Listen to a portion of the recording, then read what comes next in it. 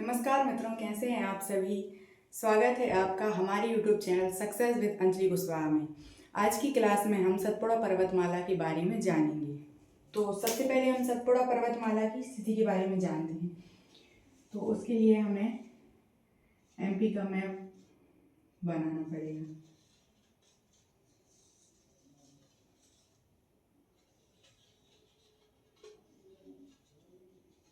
ये मध्य प्रदेश का नक्शा है, जिसमें आप समझें कि सतपुड़ा पर्वतमाला कहाँ पे है। तो यहाँ हमने आपको कल की क्लास में बताया था, यहाँ पर विंध्याचल रेंज है और यहाँ पे सतपुड़ा, यहाँ से लेके यहाँ तक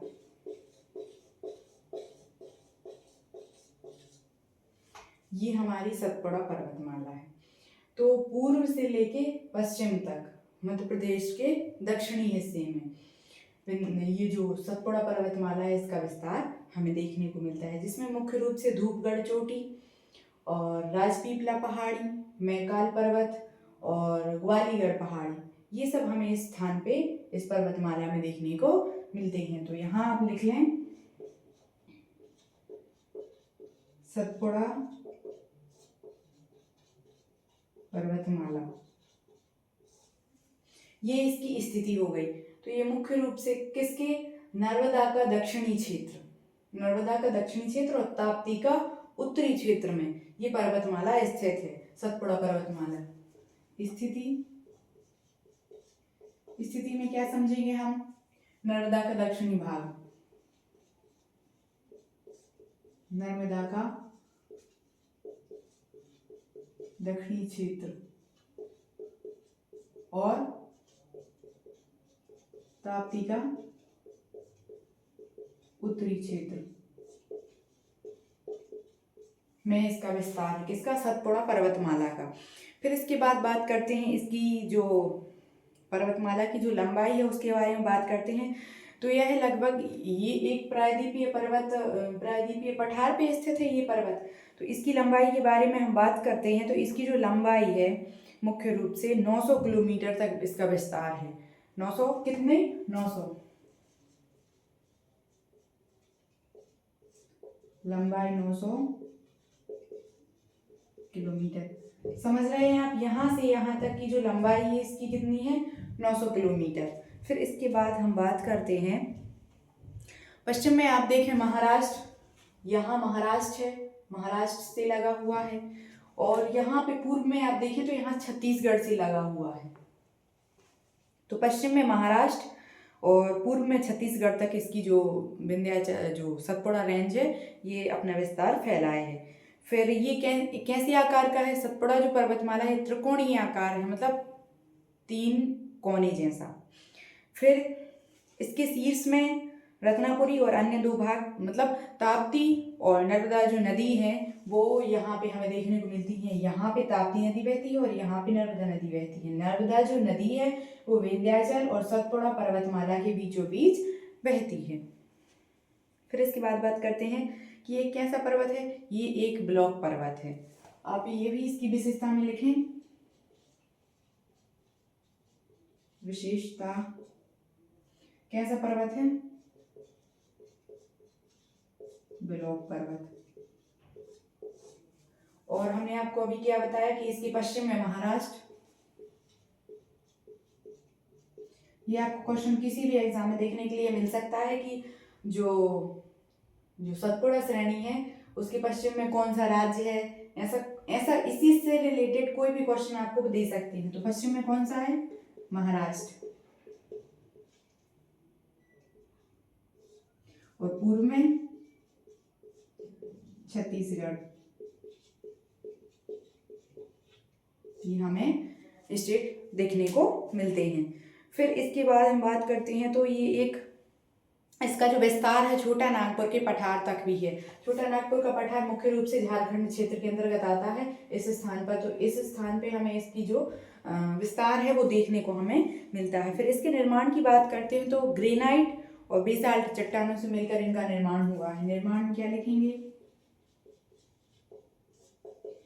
ग्रेनाइट व बेसाल्ट चट्टानें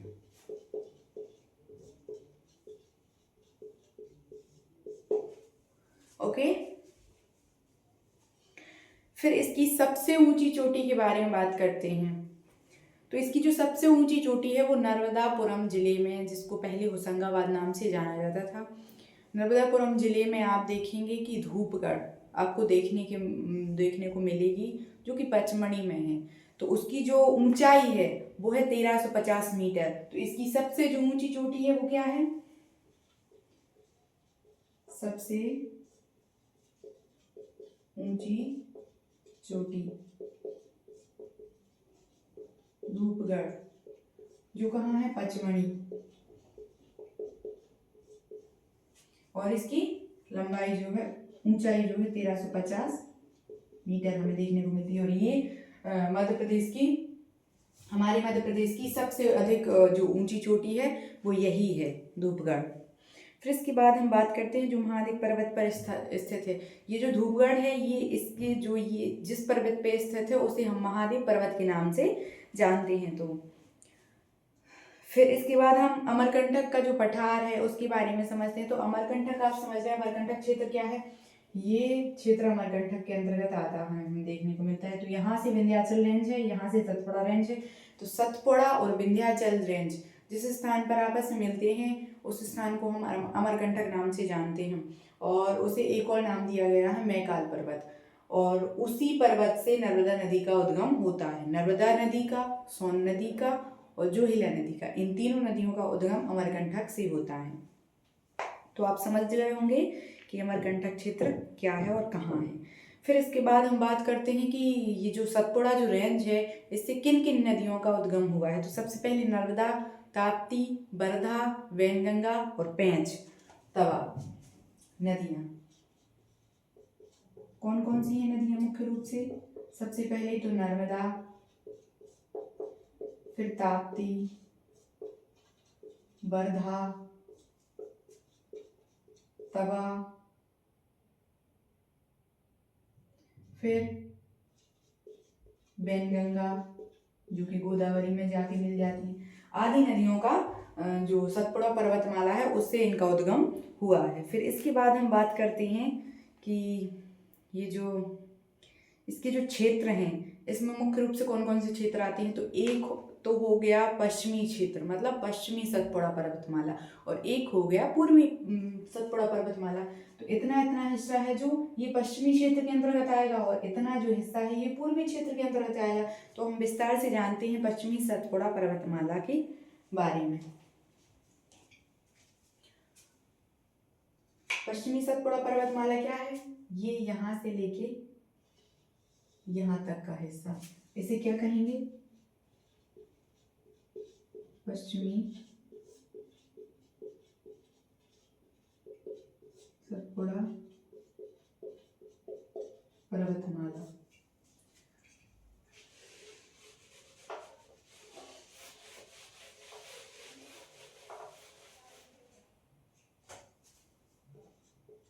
लिखें आप इसके बारे में, पश्चिमी सतपुड़ा पर्वतमाला। इसका विस्तार कहाँ से कहाँ तक है?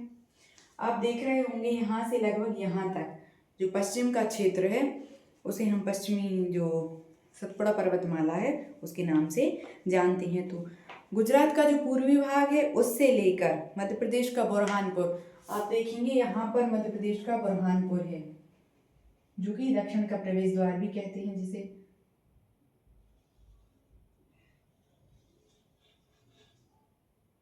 इस क्षेत्र में बुरहानपुर है। तो आप देखेंगे कि गुजरात है, यहाँ गुजरात है, फिर यहाँ राजस्थान है। तो गुजरात का पूर्वी हिस्सा, इसका विस्तार देखें, विस्तार गुजरात के पूर्व से, ये गुजरात का पूर्वी हिस्सा हो गया। फिर गुजरात के पूर्व से यहाँ देखेंगे बुरहानपुर तक जो कि मध्य प्रदेश में है। मध्य प्रदेश के बुरहानपुर तक इसका विस्तार है। या शॉर्ट लिख लें आप, लेकिन शॉर्ट नोट जरूर बनाएं।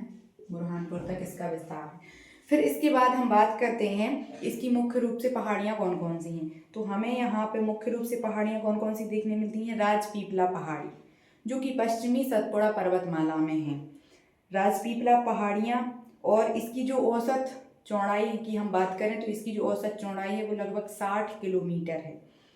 फिर बात करते हैं कि कैसा ये क्षेत्र है, यहाँ की भूमि कैसी है। तो उच्चावच विविधता, मतलब उच्चावच हमने आपको एक क्लास में समझाया था कि उच्चावच का मतलब होता है धरातलीय विषमता। धरातल पर, धरातल का जो क्षेत्र है वो किसी स्थान पर नीचा है तो किसी स्थान पे ऊंचा है, तो यही जो विषमता है यही तो धरातल की उच्चावच कहलाती है। तो ये क्षेत्र जो है उच्चावच है, मतलब किसी स्थान पर भ्रंश घाटियाँ हैं, किसी पर कगार हैं, किसी पर नुकीले ढाल हैं। तो ऐसे विभिन्न प्रकार के आकारों में इसका विभाजन है। तो हमें यहाँ पर मुख्य रूप से कौन कौन सी पहाड़ी देखने को मिलती हैं। असीरगढ़ पहाड़ी और अखरानी पहाड़ी, बड़वानी पहाड़ी और बीजागढ़ पहाड़ी। कौन कौन सी पहाड़ियाँ प्रमुख पहाड़ी। तो सबसे पहले राजपीपला पहाड़ी, असीरगढ़, बीजागढ़, और इसके बाद कौन सी पहाड़ी है। बड़वानी। बड़वानी जो इसी क्षेत्र में एक जिला है, बड़वानी और अखरानी, ये दो पहाड़ियां भी हैं। अखरानी व बड़वानी पहाड़ियां आदि, ये सब हमें इस क्षेत्र में देखने को मिलती हैं। फिर इसके बाद हम बात करते हैं यहाँ की जो सबसे जो ऊंची चोटी है वो कौन सी है। तो बड़वानी पहाड़ी की सबसे ऊंची चोटी चूलगिरी है। क्या? चूलगिरी। बड़वानी जो पहाड़ी है, मतलब पश्चिमी सतपुड़ा पर्वतमाला के हिस्से में हमें देखने को मिलती है बड़वानी की पहाड़ी। तो उस पर जो चूलगिरी है, मतलब वो उस क्षेत्र की सबसे ऊंची चोटी है पश्चिमी सतपुड़ा पर्वतमाला की। तो चूलगिरी जो चोटी है वो उस क्षेत्र की सबसे ऊंची है। इसी पहाड़ी पर जैन मुनि आदिनाथ की प्रतिमा 52 गजा स्थित है। 52 गजा एक मूर्ति है, जैन धर्म से ये संबंध रखती है। तो जैन मुनियों की एक मूर्ति है 52 गजा, ये इसी पहाड़ी पे स्थित देखने को हमें मिलती है। तो आप लिख लें ये भी, चूलगिरी कहाँ पर है। बड़वानी पहाड़ी और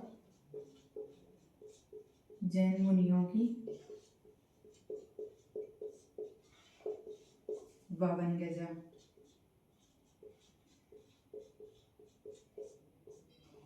क्या? मूर्ति हमें देखने को यहाँ पे मिलती है। फिर इसके बाद हम बात करें, ये हमने आपको बताया पश्चिमी सतपुड़ा पर्वतमाला के बारे में। फिर अब हम बात करते हैं पूर्वी सतपुड़ा पर्वतमाला के बारे में, जो कि यहाँ से यहाँ तक है। तो इसको हम साफ कर दिया।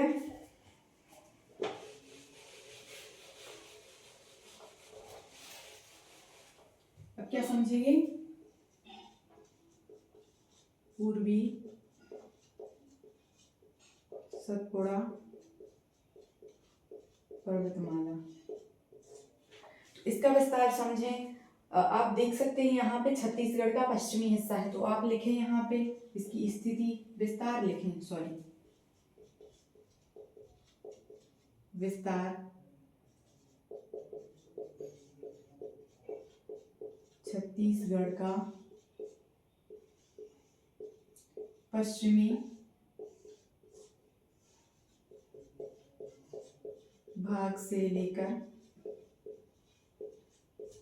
हमने पूर्वी जो पश्चिमी सतपुड़ा पर्वतमाला है उसका विस्तार कहाँ तक बताया था आपको। गुजरात का जो पूर्वी हिस्सा है उससे लेकर मध्य प्रदेश का जो बुरहानपुर है वहाँ तक हमने आपको बताया था। फिर इसका जो विस्तार है आप देख सकते हैं, छत्तीसगढ़ का पश्चिमी भाग से लेकर यहाँ पे नर्मदापुरम तक, नर्मदापुरम तक। या फिर आप इसके स्थान में ये भी लिख सकते हैं कि मध्य प्रदेश की सिवनी से लेकर नर्मदापुरम तक। तो आप यहाँ शॉर्ट में डाल लें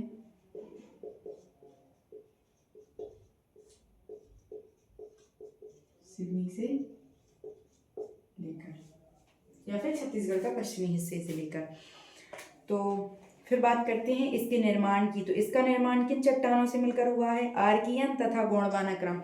गोंडवाना जो क्षेत्र है और गोंडवाना जो चट्टानें हैं उनसे मिलकर इनका निर्माण हुआ है। किसका? सतपुड़ा पर्वतमाला का, या कहें तो पूर्वी सतपुड़ा पर्वतमाला का। फिर बात करते हैं इसकी चौड़ाई की। तो हमने आपको बताया था कि जो पश्चिमी सतपुड़ा पर्वतमाला है उसकी चौड़ाई कितनी है? मुख्य रूप से 60 किलोमीटर। लेकिन जो पूर्वी जो पर्वतमाला है उसकी जो चौड़ाई है वो 120 है। तो आप समझ रहे हैं यहाँ पे ये पर्वत सकरा है एक प्रकार से, लेकिन यहाँ पे जो पर्वत है वो एक प्रकार से चौड़ा है। आप देख समझ सकते हैं यहाँ पे, समझ 120 किलोमीटर और यहाँ पे 60 किलोमीटर।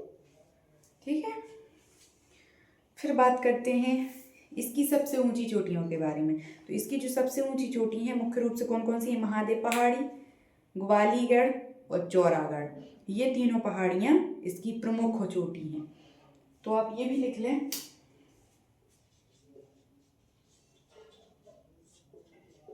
प्रमुख चोटी ग्वालीगढ़, चौरागढ़ और महादेव पहाड़ी, जिस पर धूपगढ़ स्थित है। धूपगढ़ की चोटी हमें देखने को मिलती है, जो कि नर्मदापुरम पचमढ़ी में स्थित है। तो महादेव पहाड़ी पर स्थित पचमढ़ी मध्य प्रदेश का कहें तो मध्य प्रदेश का एकमात्र हिल स्टेशन इसे कहा जाता है। और मध्य प्रदेश का एकमात्र हिल स्टेशन यहाँ पर स्थित है। तो मध्य प्रदेश की जो सबसे ऊंची चोटी है वो धूपगढ़ है, जिसकी जो ऊंचाई है वो 1350 मीटर हमें देखने को मिलती है। फिर थोड़ा सा मैकाल पर्वत के बारे में भी समझते हैं। तो जो मैकाल पर्वत है हमने आपको बताया कि मैकाल पर्वत यहाँ है। यहाँ पर विंध्याचल क्रम की चट्टानें हैं, यहाँ पर सतपुड़ा की हैं। तो जब ये दोनों आपस में जिस स्थान पे मिलती हैं तो यहाँ से लगभग यहाँ से ऐसी विंध्याचल पर्वतमाला है। इसको हम, ये सतपुड़ा का भाग है, इसको हम कहते हैं मैकाल पर्वत और इसी को हम अमरकंटक नाम से भी जानते हैं। तो यही मैकाल श्रेणी है। तो इसके बारे में हमने आपको बताया। और इसका जो निर्माण है वो दक्कन ट्रैप और गोंडवाना समूह की चट्टानों से मिलकर हुआ है। ठीक है। फिर इसका जो आकार है वो कैसा है? अर्धचंद्राकार और तरंग की समान है इसका आकार। फिर इस पर्वत की जो ऊंचाई है वो कितनी है? 1065। इसकी जो ऊंचाई है आप यहाँ पे डाल लें, मैकाल पर्वत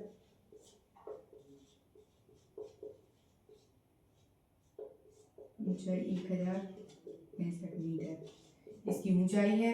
किन किन नदियों का यहाँ से उद्गम हुआ? तो नर्मदा, सोन, जोगीला, इन तीनों नदियों का यहाँ पे उद्गम हुआ है। फिर इसके आगे हम बात करते हैं, इसमें मुख्य रूप से आप कुछ चोटियाँ और हैं वो समझें। कालीभीत पहाड़ी जिसकी जो ऊंचाई है वो 770 मीटर है। बिजलगढ़ पहाड़ी जिसकी जो ऊंचाई है वो 849 मीटर है। धूपगढ़ पहाड़ी जिसकी जो ऊंचाई है 1350 मीटर हमें देखने को मिलती है। फिर बालाघाट जिले में मैकाल पर्वत श्रेणी की लांजी पहाड़ियाँ स्थित है। बालाघाट जो जिला है उसमें मैकाल पर्वत श्रेणी की लांजी पहाड़ियाँ। तो आपको ये क्वेश्चन किसी भी एग्जाम में क्वेश्चन देखने को मिल सकता है कि लांजी जो पहाड़ियाँ हैं वो कहाँ पर, किस जिले में स्थित हैं। तो आप यहाँ पे शॉर्ट में लिखना है बालाघाट,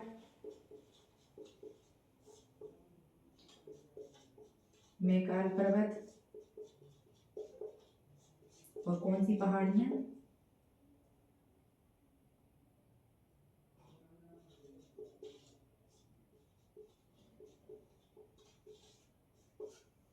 लांजी पहाड़ियाँ हमें इस स्थान पे देखने को मिल सकती हैं। तो जो एक नर्मदा नदी का जो नाम है मैकलसुता, तो मैकलसुता क्यों कहा जाता है? क्योंकि जो नर्मदा नदी है उसका जो उद्गम है वो मैकल पर्वत से हुआ है। और जब मैकल पर्वत से हुआ है तो उसका एक नाम, नर्मदा नदी का एक नाम मैकलसुता भी है। और इसी क्षेत्र को हम अमरकंटक भी कहते हैं। तो आज की वीडियो में इतना ही। आशा करती हूँ कि आपको हमारी जो जानकारी है वो अच्छी लगी होगी। यदि हमारी जानकारी अच्छी लगी हो तो हमारे चैनल को लाइक, कमेंट और सब्सक्राइब अवश्य करें। धन्यवाद।